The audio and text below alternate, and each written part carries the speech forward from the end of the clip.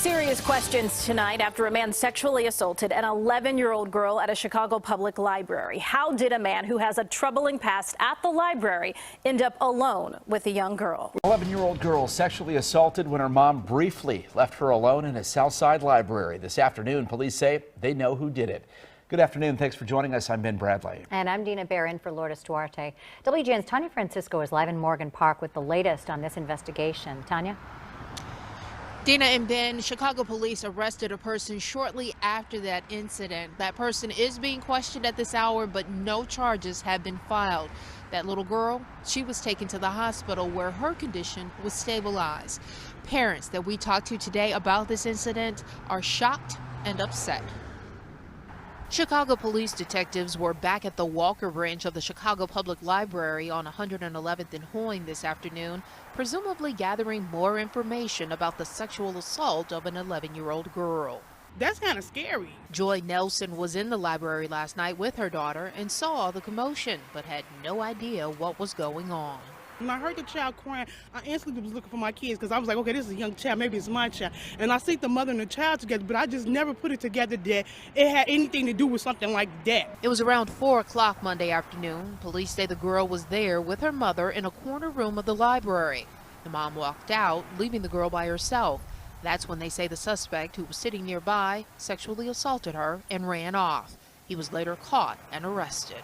I couldn't understand because I thought it happened away from the library. I didn't understand that it would happen inside the library when there was a lot of people up in there last night. A Chicago Public Library spokesman tells WGN the suspect had caused a disturbance in the library back in September. He was asked to leave. When he refused, police were called and they told him to leave and not come back for a month.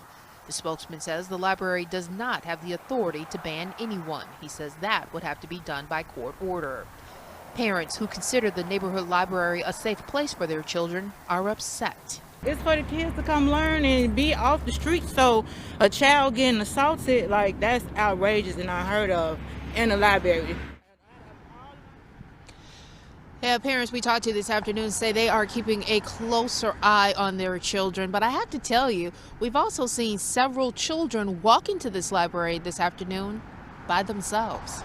We've been investigating all day. Let's go right to CBS 2's Chris Ty with the story behind the attacker, a man who had just been asked to leave that very library by police just 3 months ago.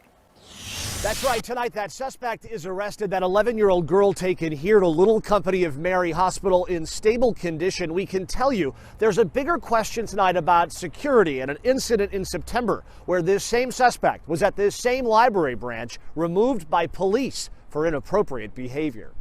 Shortly after school let out Monday, a mother and daughter walk into this Morgan Park library.